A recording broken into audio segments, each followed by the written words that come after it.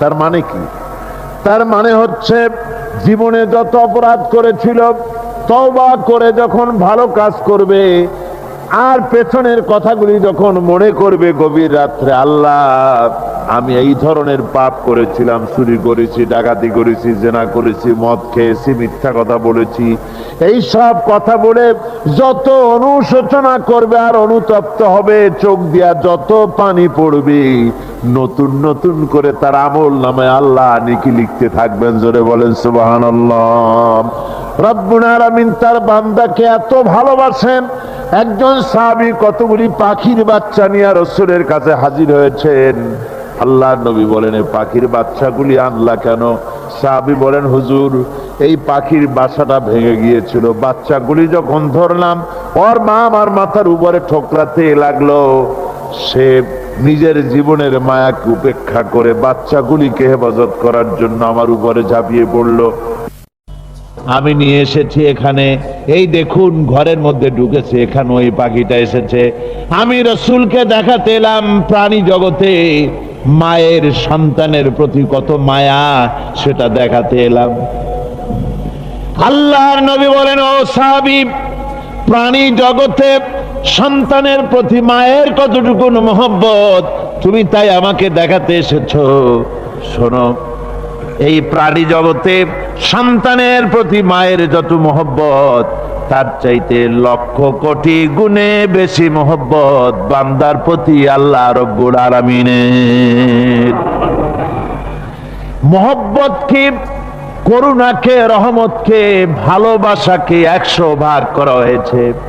100 ভাগ করে 99 ভাগ আল্লাহ নিজের কাছে রেখেছেন, আর একটা ভাগ তামাম পৃথিবীর প্রাণী জগতে আল্লাহ ছড়ায় দিয়েছেন। একটা ভাগ দিয়েছেন সারা দুনিয়ায় প্রাণী জগতে। সেই একটা ভাগে এই শত সহস্র কোটি প্রাণীর মধ্যে যেটুকুন আমরা পাইছি, এতটুকুন মহব্বতে সন্তানের জন্য কলিজায়, সন্তানের কোনো অকল্যাণ হলে কলিজায় পানি থাকে না, সন্তানের কোনো অসুবিধা হলে বা মা বাপের কষ্ট হলে বা কারো কোনো কষ্ট হলে আমরা এই ধরনের আমাদের অবস্থা সৃষ্টি হয়ে যায়। এক ভাগ তামাম পৃথিবীর সমস্ত প্রাণী জগতে ছড়ায় দেওয়ার পর আমাদের অবস্থা যদি এই হয়, তাহলে 99 ভাগ রহমত যার কাছে, বান্দার প্রতি তার মহব্বত কতখানি। আমার বন্ধুগণ, রাসূল পাক সাল্লাল্লাহু আলাইহি ওয়াসাল্লাম বলেছেন, ও সাহাবীরা, একজন লোক উটের পৃষ্ঠে যাচ্ছিল কোথাও, উটের পৃষ্ঠে তার খাবার আছে, পানিও আছে, যেতে যেতে মরুদ্যানের মধ্যে সে বিশ্রাম করলো। ঘুমের থেকে জেগে দেখে উট নাই, খাবার নাই, পানিও নাই। বড় লোকটা কেমন পেরেশান হয়। সাহাবীরা বলেন, হুজুর উট হচ্ছে মরুভূমির জাহাজ, উট হারায় গেছে, টাকা পয়সা যা ছিল, খাদ্য খাবার ছিল, সব চলে গেছে, এর থেকে পেরেশানি তো আর কিছুই হয় না। হুজুর বলেন, লোকটা খানিকক্ষণ চিন্তা ভাবনা করতে করতে কিছুক্ষণ পর দেখলো উট ফিরে এসেছে, সমস্ত টাকা তার ওই খাদ্য আর পানীয় নিয়ে হাজির হয়ে গেছে। বলো কেমন খুশি হয়? হুজুর, হযরত সাহাবীরা বলেন, হুজুর এর থেকে খুশি আর কি হতে পারে, লোকটার দিল তো ভরে যাবে। আল্লাহর নবী বলেন, ওগো সাহাবীরা, কোন বান্দা যদি আল্লাহর থেকে নাফরমান হয়ে যায়, নামাজ ছেড়ে দেয়, জিনা ব্যভিচার বদমাশি নাফরমানিতে যদি যখন লিপ্ত হয়ে যায়, উঠারা ব্যক্তি উট পাওয়ার জন্য যেমন পেরেশানি বোধ করে, আল্লাহ রব্বুল আলামিন তার ওই নাফরমান বান্দার জন্য, আল্লাহ রব্বুল আলামিন ফিরে আসার জন্য আল্লাহ রব্বুল আলামিন চান। বান্দা যখন, নাফরমান বান্দা নিজের গুনাহ বুঝতে পেরে যখন সেজদায় পড়ে গিয়া কান্দে, রব্বুল আলামিন আমার গুনাহ মাফ করে দাও, এইভাবে যখন কাঁদতে থাকে, রব্বুল আলামিন আল্লাহর হাবিব বলেন, উঠারা ব্যক্তি উঠ পেলে পড়ে, ওই ব্যক্তি যত খুশি হন।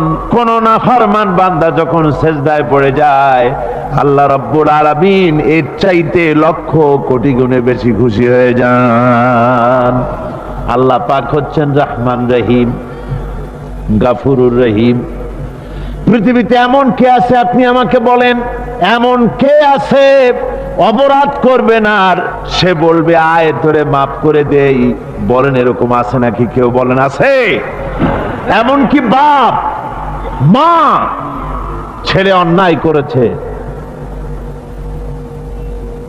বাপ মার দিল চায় ছেলেটা যদি মাপ চাইতো বড্ড ভালো হতো, ওর সাথে প্রাণ ভরে কথা বলতাম, বুকের সাথে জড়িয়ে নিতাম। কিন্তু মুখ ফুলে বলে না যে অপরাধ করেছিস মাপ চাইয়া যা, এরকম বলে না। মাও বলে না, বাপেও বলে না। কিন্তু একমাত্র মহান সত্য রব্বুল আলামিন, বান্দা যখন গুনাহ করে আল্লাহ ডাকে, বান্দারে গুনাহ করেছিস ফিরে আয়, আমি তোরে মাফ করে দেব। গুনাহ করেছিস ফিরে আয়, জিনা করেছিস ফিরে আয়, মদ খেয়েছিস ফিরে আয়, মানুষ হত্যা করেছিস ফিরে আয়, কুফরি করেছিস ফিরে আয়, আগুন পূজা করেছিস ফিরে আয়, মাটি পূজা করেছিস, সূর্য পূজা করেছিস, যা করেছিস না কেন ফিরে আয়, আমাকে ডাক দে, আমি তোর জিন্দেগির গুনাহ আমি আল্লাহ মাফ করে দেব। এই জন্য আল্লাহ রাব্বুল আলামিনকে যখন কোন বান্দা একবার ডাকে, দিল থেকে কলিজা থেকে একটা ডাক যদি দেয়, আল্লাহ হাজার ডাকের তুলনায় একটা ডাক আল্লাহ কলিজা থেকে ডাক। এই ডাকটা কোথা থেকে? কলিজা থেকে। দিল से जो बात निकलती है असर रखती है, पर नहीं मगर ताकते परवाज रखती है। অন্তর থেকে যে কথা বেরোয় তা প্রভাব বিস্তার করে। কলিজা থেকে যদি কেউ ডাক দেয় আল্লাহ, আর কোন গুনাহ যখন মাফই হবে না, তখন আর কি করা যায়? আরো বেশি পাপের মধ্যে লিপ্ত হয়ে যেত। আমার ভাইরা, আল্লাহ রাব্বুল আলামিন মানুষের জন্য তওবা করার জন্য, গুনাহ মাফের জন্য দরজা খুলে রেখেছেন। ইবনে জারীর তাবারীর একটি বর্ণনা এসেছে, হযরত আবু হুরায়রা রাদিয়াল্লাহু তাআলা আনহু তিনি বলছেন যে আমি এশার নামাজ পড়ে, মসজিদে নববী থেকে এশার নামাজ পড়ে ঘরে আসতেছিলাম। ঘরে আসার সময় দেখি আমার দরজার কাছে একজন মহিলা দাঁড়ানো। সে আমাকে সালাম বলল, আমি তাকে তার সালামের জবাব দিয়ে ঘরের মধ্যে প্রবেশ করলাম। কিছুক্ষণ পর ওই মহিলা দরজায় নক করলেন। আমি দরজা খুলে জিজ্ঞেস করলাম কি চাও? তিনি বললেন যে আমি শয়তানের ওয়াসওয়াসায় পড়ে জিনা করেছি, এবং এই জিনা করার পর আমি গর্ভবতী হয়েছি, এরপরে একটা সন্তান হয়েছে, আমি সেই সন্তানকেও মেরে ফেলে দিয়েছি। এখন আমার বাঁচার পথ কি? আমার এখন এই গুনাহ মাফ হওয়ার পথ কি? হযরত আবু হুরায়রা রাদিয়াল্লাহু তাআলা আনহু বলছেন যে অসম্ভব, তোমার এই গুনাহ মাফ হবে না। মহিলা তখন যাওয়ার সময় কাঁদতে কাঁদতে কপালে আঘাত করতে করতে যাচ্ছিল যে আহারে, শরীরের এই রূপ, এই যৌবন, এই সৌন্দর্য কি তৈরি হয়েছিল জাহান্নামের আগুনে জ্বলার জন্য? এইভাবে করে চিৎকার দিতে দিতে মহিলা যাচ্ছিল। হযরত আবু হুরায়রা বলেন আমি সকালবেলায় আল্লাহ রাসূলের সঙ্গে ফজরের নামাজ আদায় করে আল্লাহর নবীকে ঘটনা শোনালাম। বললাম হে রাসূল, আমি তো মহিলাকে আর এইরকম জবাব দিয়েছি। হযরত আবু হুরায়রা দৌড়ে গেলেন, বললেন আমি ছুটতে লাগলাম, এমন ভুল আমি কথা বলেছি। মহিলা তো হতাশ হয়ে গিয়েছে। তিনি খুঁজতে খুঁজতে মহিলাকে পেয়ে গেলেন, যে বললেন ও মহিলা, আল্লাহর হাবিব তোমার সম্পর্কে এই কথা বলেছেন, তুমি যদি তওবা করো আল্লাহ রাব্বুল আলামিন তোমাকে মাফ করে দিবেন, আর তোমার দোষ ত্রুটিগুলির বিনিময় আল্লাহ তোমাকে নেক দিয়ে বদলায় দিবেন, তোমাকে আল্লাহ মাফ করবেন। মহিলা শোনা মাত্র আল্লাহু আকবার বলে চিৎকার মেরে সেজদায় পড়ে গেলেন। তিনি প্রাণ ভরে কাঁদলেন আর বললেন, আল্লাহ তোমার দরবারে শুকরিয়া আদায় করি যে আমার মতো গুনাহগারের জন্য তুমি যে তওবার দরজা খোলা রেখেছো। তিনি তার নিজের দাসীকে এবং তার বাচ্চাকে কৃত দাসীকে আল্লাহ শকরার্থে মুক্ত করে দিলেন। আমার ভাইয়েরা, এভাবে করে যারা নাকি আল্লাহর দরবারে যারা এভাবে মাপ চায়, আল্লাহ পাক তাদেরকে মাফ করে দিবেন।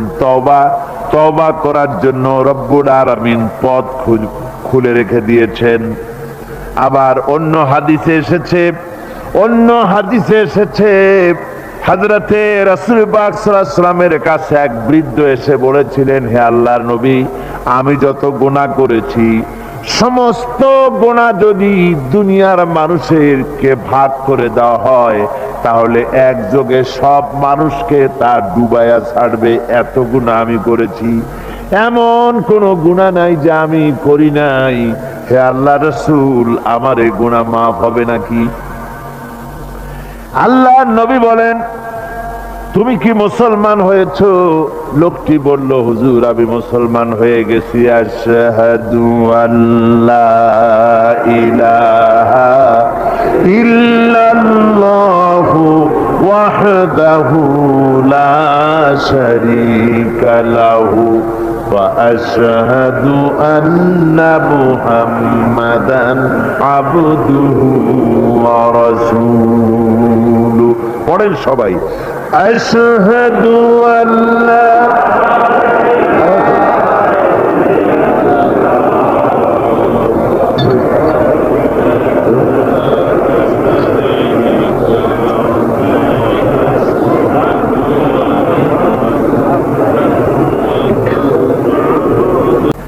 ওই লোকটি যখন কলেমা পড়লেন, বললেন আমি মুসলমান হয়েছি। আল্লাহ নবী বলেন, শোনো আল্লাহর বান্দা, তুমি যখন কলেমা পড়েছো তোমার পেছনের তামাম জিন্দেগির সমস্ত গুনাহ খাতা আল্লাহ রব্বুল আলামিন মাফ করে দিয়েছেন। শুধু মাফ করেন নাই, আরো কি করেছেন?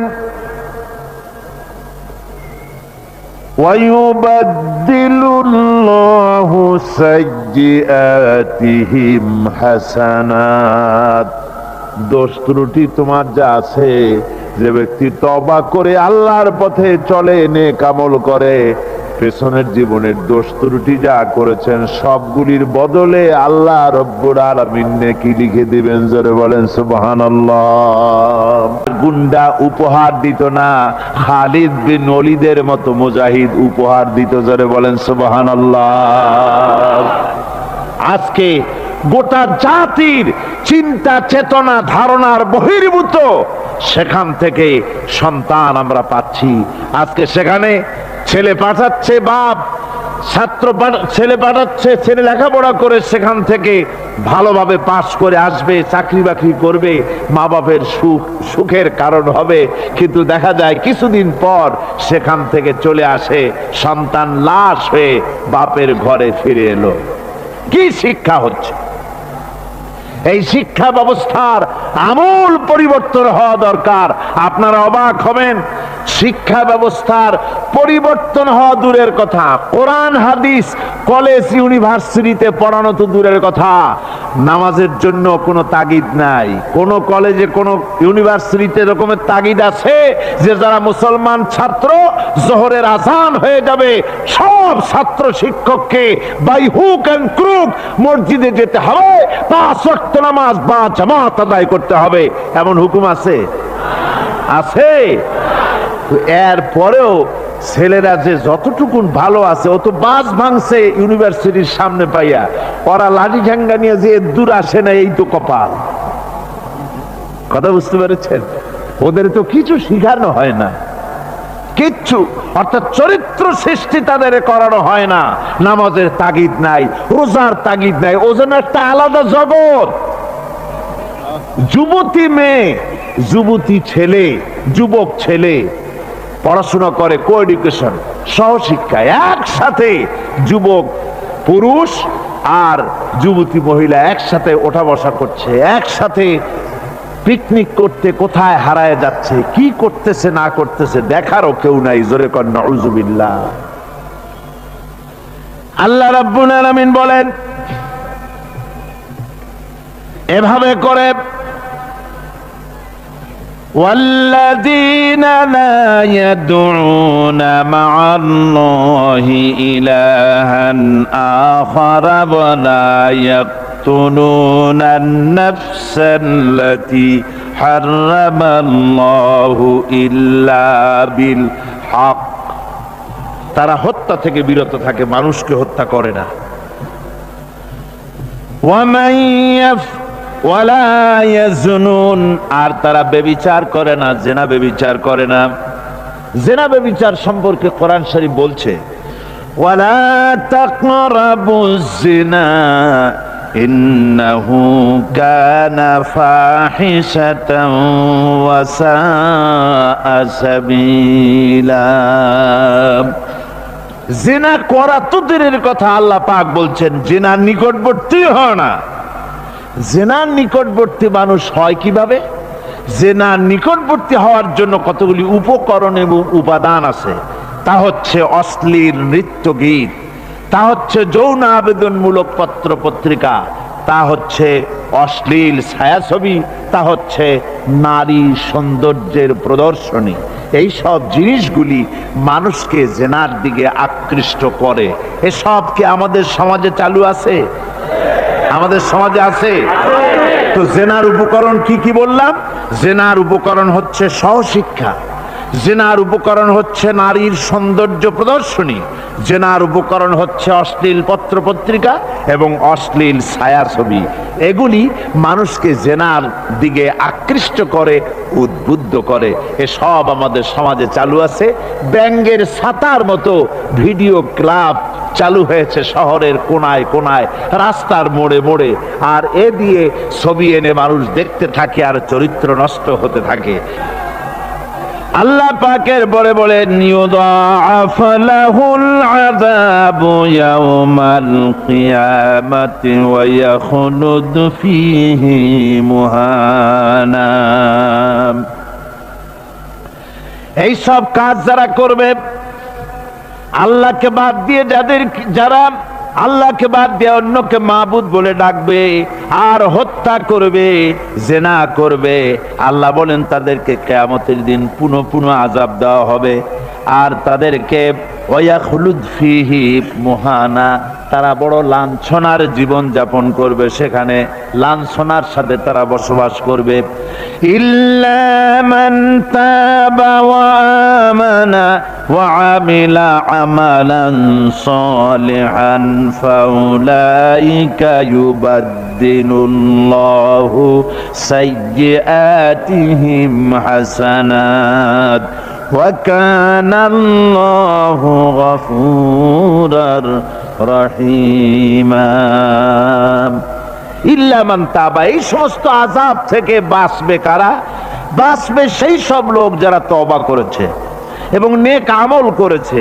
ফাউলাইকা ইউবাদদিলুল্লাহু সাইয়্যাতিহিম হাসানাত, আল্লাহ রাব্বুল আলামিন তাদের অন্যায় ত্রুটিপূর্ণ কাজগুলিকে ভালো দিয়ে বদলে দিবেন। সুবহানাল্লাহি ওয়া বিহামদিহি। ওয়া কানা আল্লাহু গফুরুর রহিমা, আর আল্লাহ পাক হচ্ছেন বড় ক্ষমাশীল এবং দয়াবান।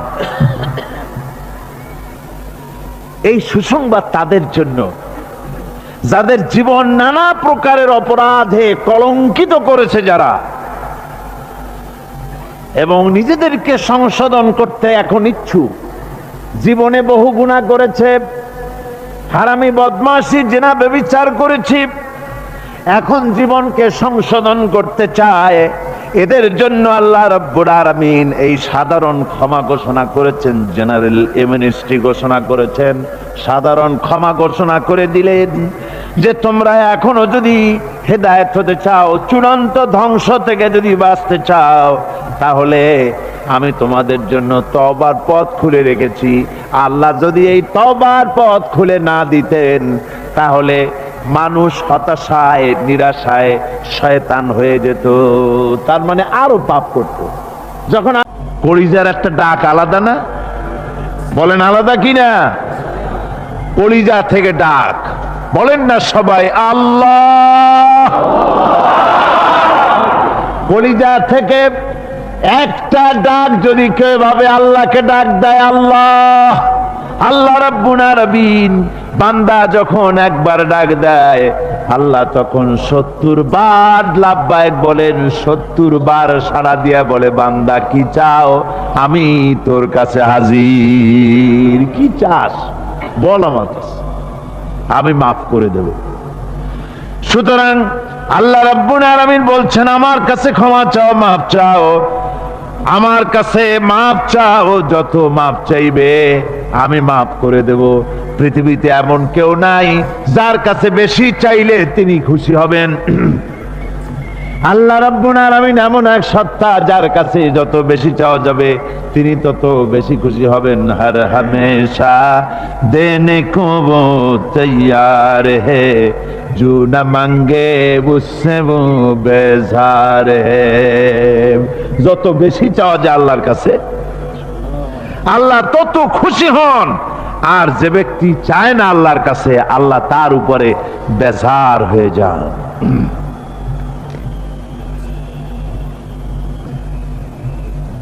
ومن تاب وعمل صالحا فإنه يتوب إلى الله متابا।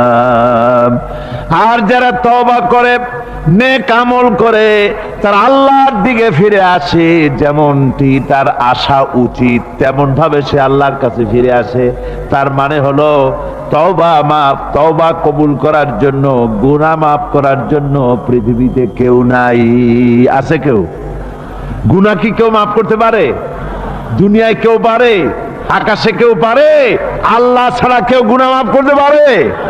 যদি মানুষ তওবা করে, রব্বুল আলামিন বলেন সে এমন ভাবে তওবা করে আল্লাহর কাছে ফিরে এসেছে যেখানে তার আসা উচিত, এই জায়গা ছাড়া আর তার কোনো যাওয়ার জায়গা নাই।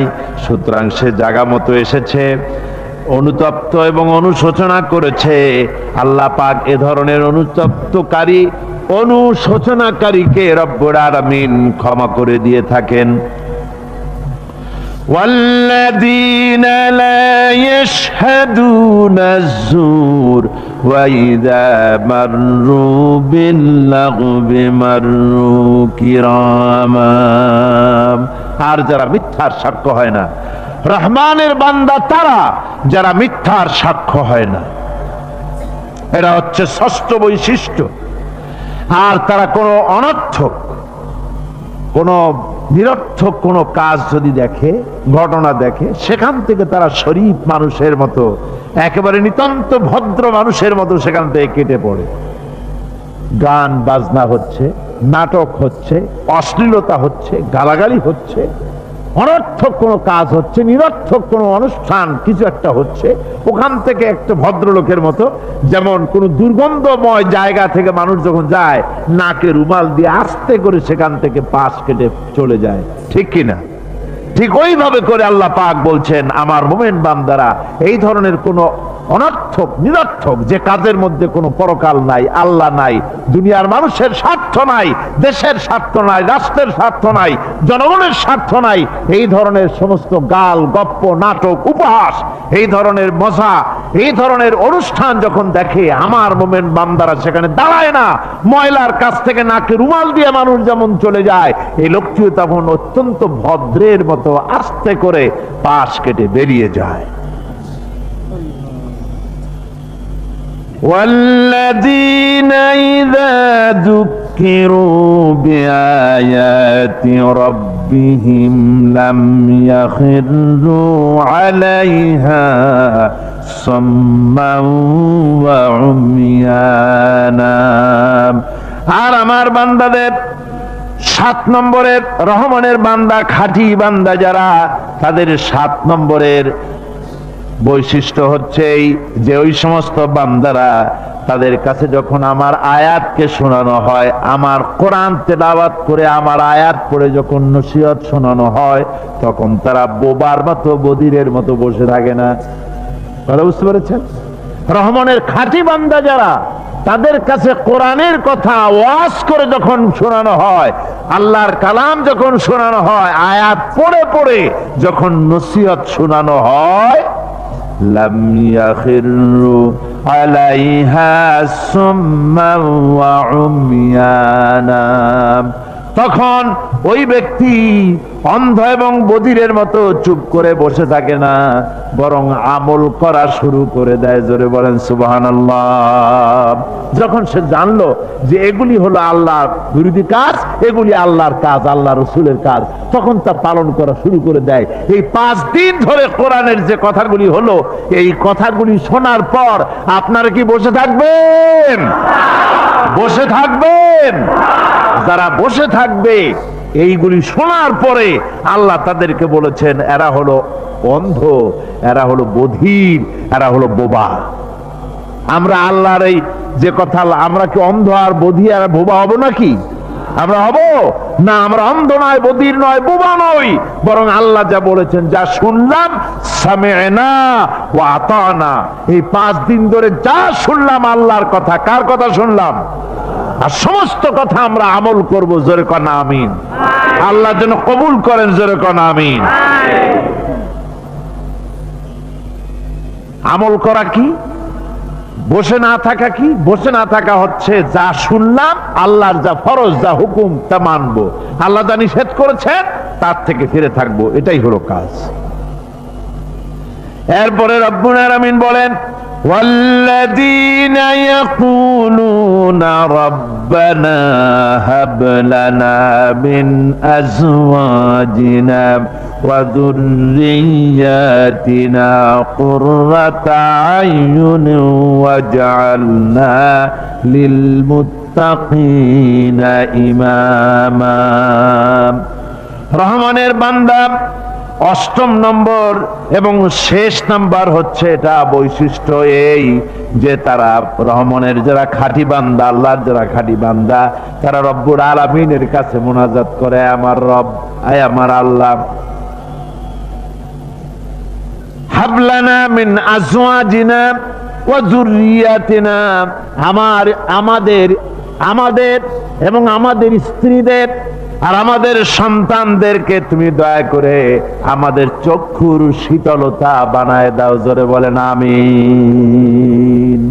ওয়াজআলনা লিল মুত্তাকিনা ইমামা, আর আমার এই সন্তানদেরকে তুমি মুত্তাকিদের ইমাম বানায় দাও। শুধু মুত্তাকি বানায় না, মুত্তাকিদের নেতা বানায় দাও। জোরে কোন সুবহানাল্লাহ। এই সূরাটা এইটা তখনকার কথা যখন এই মুমিনদের মক্কি সূরা, তো এটা যখন মক্কা শরীফে দেখা গেল যে মুসলমানেরা, যিনি ইসলাম কবুল করেছেন তার বাপ কাফের, যিনি ইসলাম কবুল করেছেন কারো বাপ কাফের, কারো মা কাফের, কারো সন্তান কাফের, কারো মেয়ে কাফের, কারো জামাই কাফের, সব প্রিয়জনেরা কুফরি হালতে আছে। আর এগুলি দেখে তাদের চক্ষুর মধ্যে কাটা বিঁধতেছিল, চক্ষু জর্জরিত হয়ে যাচ্ছিল। নিজের সন্তানের চেহারা যত ভালো হোক, সন্তান যতই শিক্ষা দীক্ষা থেকে যতই উন্নত আর ভালো হোক না কেন, সে যদি জাহান্নামের দিকে অগ্রসর হতে থাকে, কোন নেককার ঈমানদার পিতার মনে তার সান্ত্বনার কারণ হতে পারে না। সে তখন আল্লাহর দরবারে, আল্লাহ পাক বলেন, ওই মুমিন বান্দারা আমার কাছে দোয়া করে যে রব্বুল আলামিন আমার সন্তানদেরকে, আমার স্ত্রীদেরকে আমার চোখের শীতলতা বানাও, তাদের আমল আখলা কেমন বানাও, যাতে আমাদের চক্ষু ঠান্ডা হয়ে যায়। জোরে বলেন আমিন। জোরে বলেন আমিন। সন্তানদের জন্য আল্লাহর কাছে দোয়া করতে হবে। আপনারা দেখেন, চোখের সামনে দেখতে পাচ্ছেন সন্তান সিনেমায় যাচ্ছে, সন্তান নামাজ পড়ে না, সন্তান রোজা রাখে না, সন্তান মানুষের তৈরি করা মতাদর্শের পেছনে স্লোগান দিচ্ছে, দৌড়াচ্ছে, আর আপনি পিতা হয়ে তাকে ঠেকাচ্ছেন না। ওই ছেলে তো জাহান্নামে যাচ্ছে, আপনার দরদ হওয়া উচিত, ওই ছেলেকে ফিরানো দরকার, আর আল্লাহর কাছে দোয়া করা দরকার। আমার বন্ধুগণ, দোয়া আল্লাহ নিজেই শিখাই দিচ্ছেন, দোয়া করো। পড়েন আমার সাথে, রব্বানা হাব লানা মিন আজওয়াজিনা ওয়া যুররিয়াতিনা কুররাতা আয়ুন وجعلنا للمتقين إماما أولئك يجزون الغرفة بما صبروا ويلقون فيها تحية وسلاما আল্লাহ পাক বলেন এই সব লোকদের জন্য তারা যে সবর করেছিল সেই সবরের কারণে আমি তাদের উত্তম জাযা দান করব। আর তাদের জন্য ফেরেশতারা চতুর্দিক থেকে ফেরেশতারা তাদের জন্য সম্বোধন করবে, তাদেরকে সম্বর্ধনা দিবে। ফেরেশতারা তাদের সম্বর্ধনা দিবে। والملائكة يدخلون عليهم من كل باب سلام عليكم بما صبرتم فنعم عقبى الدار। চতুর্দিক থেকে ফেরেশতারা আসতে থাকবে আর তারা সালাম দিতে থাকবে, তাদেরকে সম্বর্ধনা দেবে বেহেশতীদেরকে, আর বলবে তোমাদের জন্য এই পরকালের এই ঘরটাই জায়গাটা কতই না উত্তম করে আল্লাহ তৈরি করে রেখেছেন। বলেন সুবহানাল্লাহ। সালামুন আলাইকুম। আল্লাহ বলছেন উলাইকা ইউজসাউনাল গুরফাতা বিমা সাবারু, তোমরা যে সবর এখতিয়ার করেছিলে সেজন্য আজকে তোমাদের জন্য আমি এই বিরাট নিয়ামত তোমাদের জন্য রেখেছি। দিনকে চালু করতে গেলে, ইসলামী আন্দোলন করতে গেলে বিপদ আসে, আর সেই বিপদে সবর এখতিয়ার করতে হয়। কত ভয় আসে, লোভ আসে, কত কিছু আসে।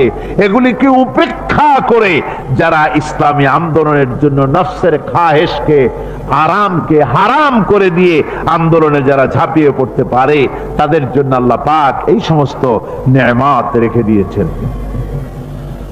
قل ما يعبأ بكم ربي لولا دعاؤكم فقد كذبتم فسوف يكون لزاما।